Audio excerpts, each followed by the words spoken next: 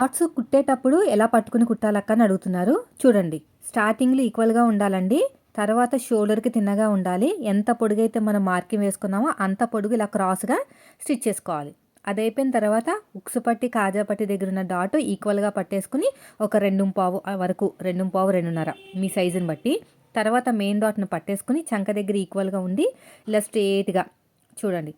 మనకి మెయిన్ డాట్‌కి స్ట్రెయిట్‌గా రావాలి. అప్పుడే మనకి చెస్ట్ లిఫ్టింగ్ అనేది బాగుంటుంది. కిందకి జారిపోయినట్టు, షార్ప్‌గా లేకుండా, రౌండ్‌గా లేకుండా నానా రకాలుగా చెప్తూ ఉంటారు కదా! అవేమి ఉండదనమాట. తర్వాత షేప్ బెల్ట్.